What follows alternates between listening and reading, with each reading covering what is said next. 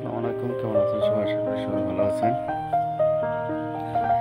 আজকে আপনাদের গুরুত্বপূর্ণ কিছু কথা বলবো। যারা এয়ারপোর্টে আসেন তাদের জন্য বলবো। যারা ছুটিতে যাচ্ছেন বা যাবেন, নিয়ত করেছেন, বাংলাদেশে যারা যাবেন, ছুটি থেকে যখন টিএনটি ভিসাগুলো লাগিয়ে নেন, তখন অবশ্যই ছুটিতে যাওয়ার পর বা রিটার্ন যখন আসবেন, তখন যে আপনাদের ছুটির পেপারটা থাকে, ওই পেপারে কিছু ফার্স্ট অফ অল কিছু কাজ থাকে আসার সময়। তো এগুলো লক্ষ্য রাখবেন। আর এগুলো বিষয়ে বিস্তারিত আলাপ করবো আমি। সে পর্যন্ত আপনারা ফুল ভিডিওটা দেখবেন ইনশাল্লাহ। সবাই সাথে থাকবেন। আর পাশাপাশি এয়ারপোর্টে যতটুকু পেরেছি আমি ভিতরটা দেখানোর জন্য, যারা নতুন আসেন বা নতুন অবস্থায় বা প্রথমবার ছুটিতে যাচ্ছেন বা ছুটি কাটিয়ে আবার রিটার্ন আসতেছেন সৌদি আরবে, তো তাদের জন্য আমি মনে করি একটা হেল্পফুল ভিডিও হতে যাচ্ছে।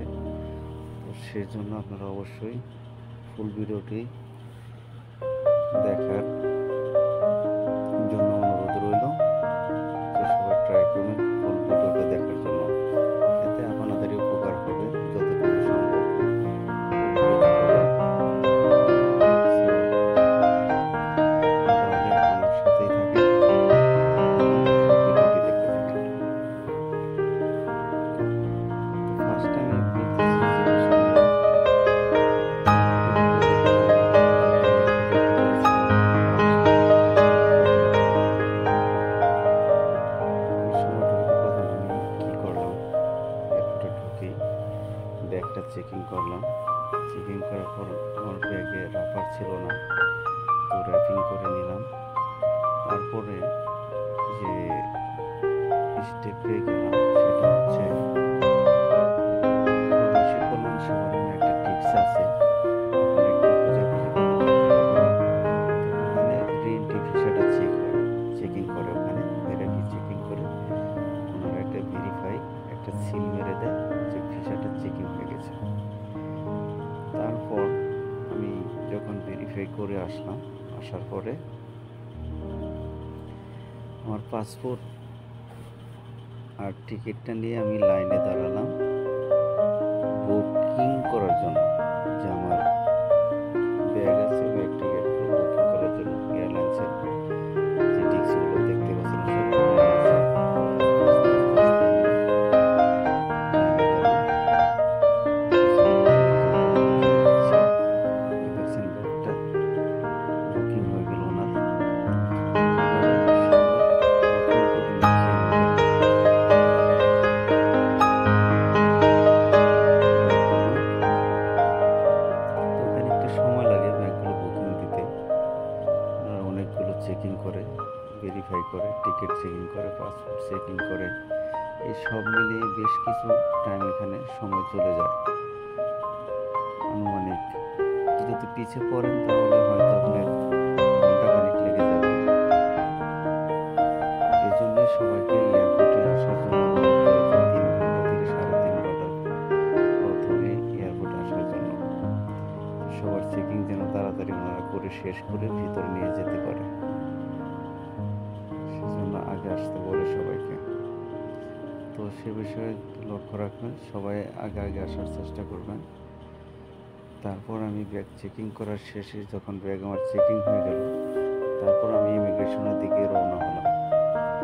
ইমিগ্রেশনে আস্তে আস্তে গিয়ে ইমিগ্রেশন করলাম। ইমিগ্রেশনের থেকে সবাই দেখেন ইমিগ্রেশনের দিকে যাচ্ছে আস্তে আস্তে ছিঁড়ে। ব্যাগ চেকিং করছে এখানে, হ্যান্ডব্যাগ, শুধু হ্যান্ডব্যাগটা আছে তাদের, এটা বিমানের সাথে নিয়ে যাবে তাদের পার্সোনাল কাগজপত্র থাকে হ্যান্ডব্যাগে, তো মূল্যবান জিনিস থাকে, ওরা হ্যান্ডব্যাগে ক্যারি করে। যাই হোক, আমার ব্যাগটা হ্যান্ডব্যাগ আমার সাথেই ছিল। আমি আস্তে আস্তে এয়ারপোর্ট ক্রসিং করলাম। ইমিগ্রেশন ক্রসিং করে শেষে আমি বিমানের দিকে যাচ্ছি। এখানে এসে লম্বা সিরিয়াল বিমানের দিকে, লম্বা সিরিয়াল কেটে আস্তে আস্তে আস্তে আস্তে এগোচ্ছি। সময় পৌঁছে গেলাম বিমানের কাছে।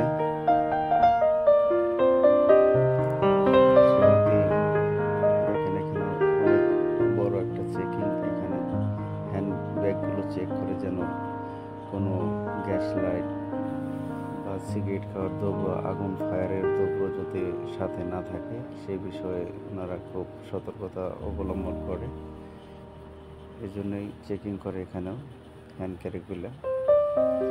তো অবশেষে আমরা চেক করে ওয়েটিং রুমে আসলাম। ওয়েটিং রুমে বেশ কিছু সময় দিলাম। এখানে কিছু ছবি, ভিডিও, যার যা মন চাচ্ছে করছে। এখানে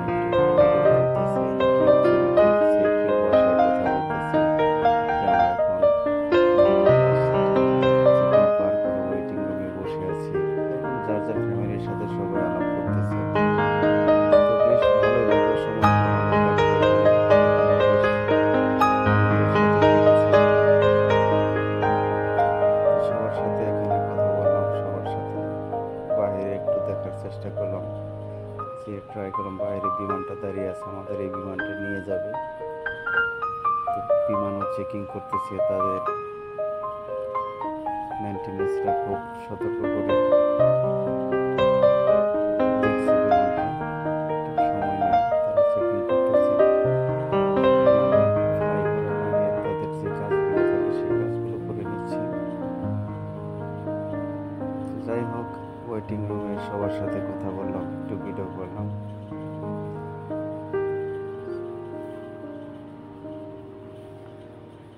আমার একটু ভালো লাগতেছে, কিন্তু আবার মনও খারাপ ছিল ভিডিও করার সময়, যে লাস্ট অব্দি বিমানেও চলে যাচ্ছি চেকিং শেষ করে।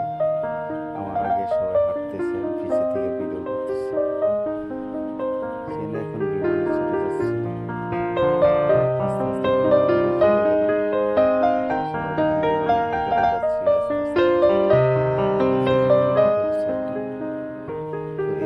সম্পূর্ণ করে সব চেকিং করার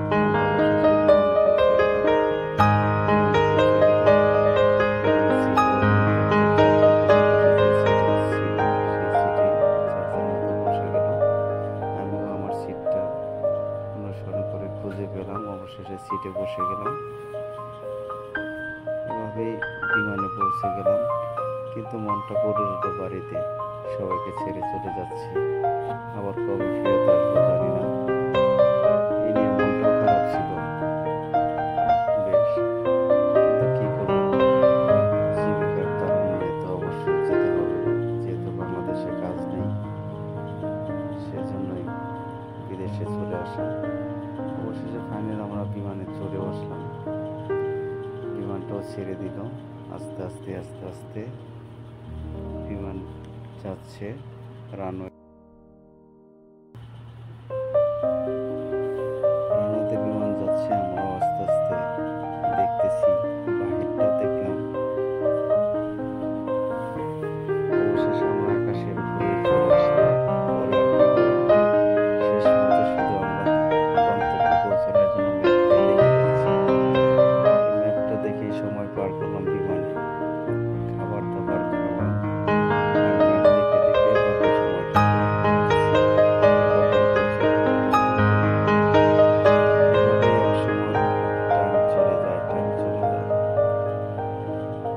যাইতে যাইতে যাইতে যাইতে এক সময় চলে আসলাম শেষ সীমান্তে।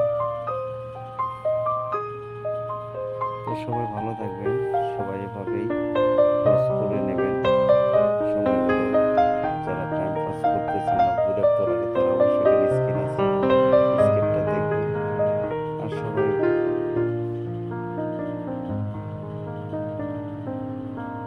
সবার জন্য দোয়া করবেন ইনশাআল্লাহ। সবাই ভালো থাকবেন, আর সবার জন্য হেল্পফুল ভিডিও হবে পুরোটা দেখলে। তো কীভাবে এয়ারপোর্ট ক্রসিং করে এগুলো দেখতে পারবেন ইনশাআল্লাহ। আর যারা নতুন আসছেন তারা এখানে ম্যাপ দেখলে বুঝতে পারবেন যে বিমানটা কীভাবে কোথা দিয়ে যাচ্ছে। তো আমি ম্যাপ দেখে দেখে আসলাম। আমিও অনেকবার সফর করেছি, বেশ কয়েকবারই বিমানে সফর করেছি।